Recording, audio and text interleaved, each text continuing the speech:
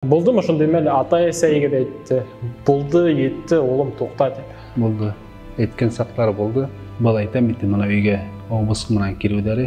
Унан алдала ата эсейимдердин участковый келип, объяснительныйлар алып, касан кайтты, кимдер менен көрүштү, нече күн болуп кетти деп шундай алактан шо ишитем да битимде шунда участковыйга шалтыратам де етер тыйылыгыз мен таманда теги ата эсейимди үйлөндүрүп анда барып берели деп сүйлөшүүлөр да болду. Мен хатта шуна тыйылдылар. Бар өзүмдүн ауылдаш кишилери битимде.